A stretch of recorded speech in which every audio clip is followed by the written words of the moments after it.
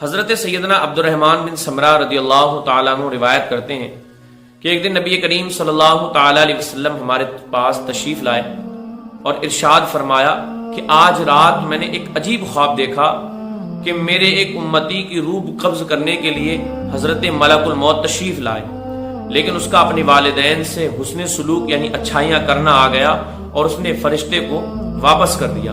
ایک امتی پر عذاب قبر چھا گیا، لیکن اس کے وضو نے اسے بچا لیا۔ ایک امتی کو شیطانوں نے گھیر لیا، لیکن اللہ کے ذکر نے انہیں شیطانوں سے نجات دلا دی۔ اور ایک امتی کو عذاب کے فرشتوں نے گھیر لیا، مگر اس کی نماز نے اس کی جان بخشی کرا دی۔ ایک امتی کو دیکھا کہ پیاس کی شدت سے زبان نکالے ایک حوض پر پانی پینے جاتا ہے، مگر لوٹا دیا جاتا ہے۔ اتنے میں اس کے روزے آ گئے اور اسے پانی سے سیراب کرا دیا۔ دیکھا کہ ایک شخص نے کہ حضرت انبیاء کرام علیہ السلام حلقہ بنائے بیٹھے ہیں اور میرا ایک امتی ان کے پاس جانا چاہتا ہے، مگر وہ دور کر دیا جاتا ہے۔ اتنے میں اس کا جنابت سے غسل کرنا آتا ہے اور اس کا ہاتھ پکڑ کر ان کے قریب بٹھا دیتا ہے۔ ایک امتی کو دیکھا کہ اس کے دائیں بائیں، اوپر نیچے اور آگے پیچھے اندھیرا ہی اندھیرا ہے اور وہ حیران و پریشان کھڑا ہے۔ اتنے میں اس کا حج و عمرہ آتے ہیں اور اسے اندھیرے سے نکال کر اجالے میں لے جاتے ہیں۔ ایک امتی کو دیکھا کہ وہ مسلمانوں سے گفتگو کرنا چاہتا ہے، لیکن کوئی اس سے بات نہیں کرتا۔ اتنے میں اس کا صلہ رحمی کرنا آ کر مومنین سے کہتا ہے، اے ایمان والو، اس سے کلام کرو، تو لوگ اس سے گفتگو کرنے لگتے ہیں۔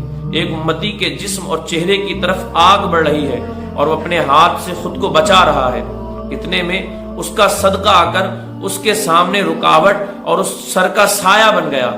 ایک امتی کو عذاب کے فرشتوں نے چاروں طرف سے گھیر لیا، لیکن اس کا نیکی کی دعوت دینا اور برائی سے منع کرنا آیا اور ان سے چھڑا کر رحمت کے فرشتوں کے حوالے کر دیا۔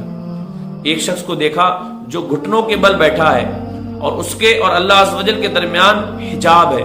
اتنے میں اس کا حسن اخلاق یعنی اچھا اخلاق آیا اور اس کا ہاتھ پکڑ کر دربار الہی میں پہنچا دیا۔ سبحان اللہ۔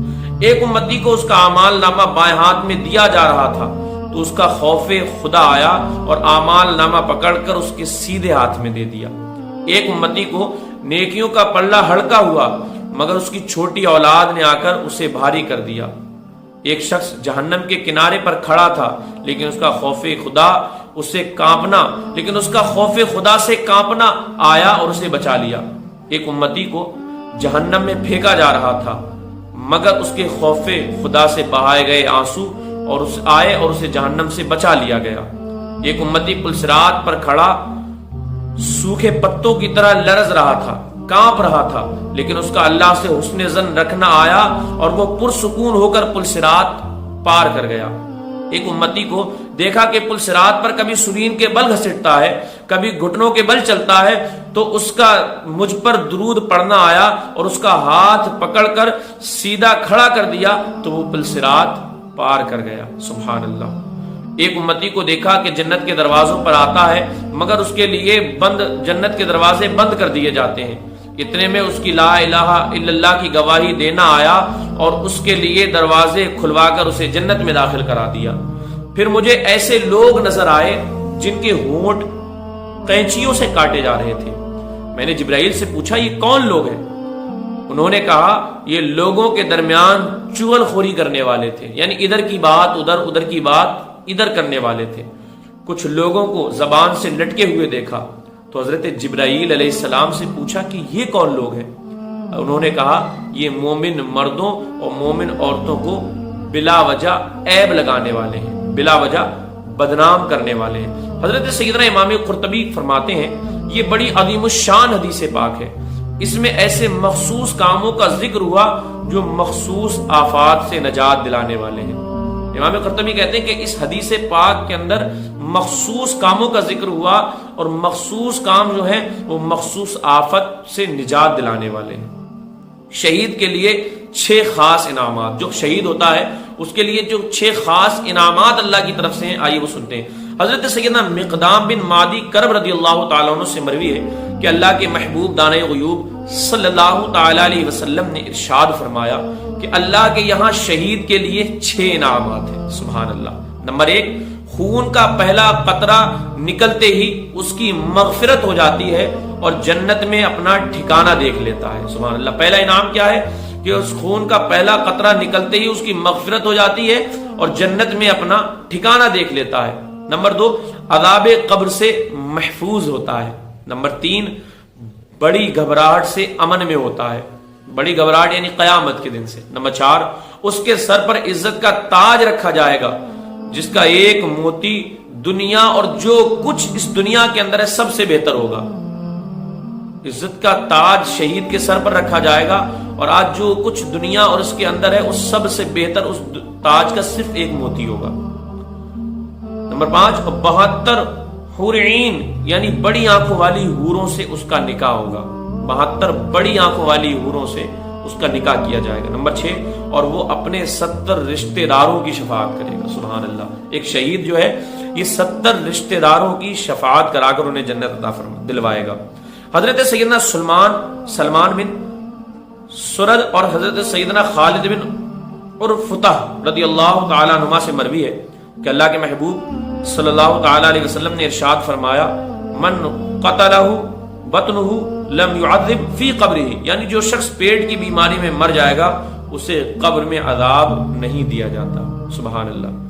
جو پیٹ کی بیماری میں مر جاتا ہے اسے بھی قبر کے اندر عذاب نہیں دیا جاتا. سبحان اللہ. ناظرین، آج کی یہ چند باتیں احادیث طیبہ کی روشنی میں ہم نے سنی.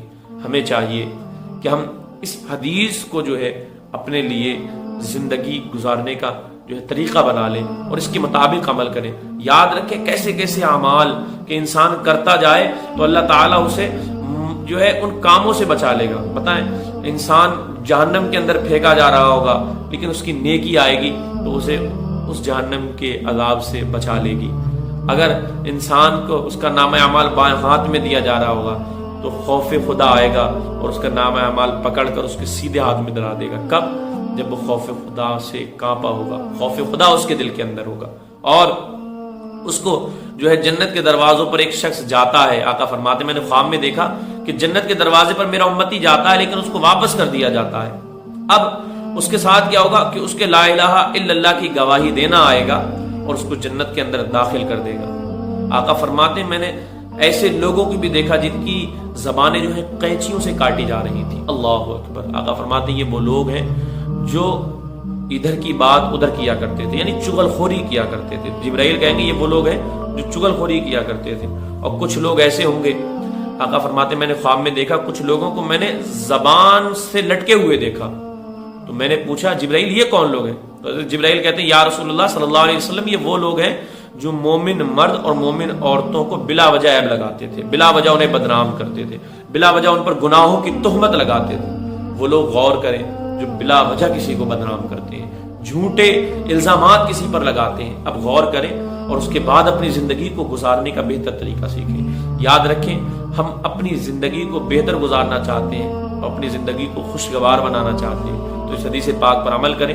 انشاءاللہ آپ اس حدیث پر عمل کریں گے آپ کی زندگی بھی بہتر ہوگی اور آخرت بھی بہتر ہوگی. اللہ پاک ہم سب کو پیارے آقا صلی اللہ علیہ وسلم کے فرامین پر عمل کی توفیق عطا فرمائے.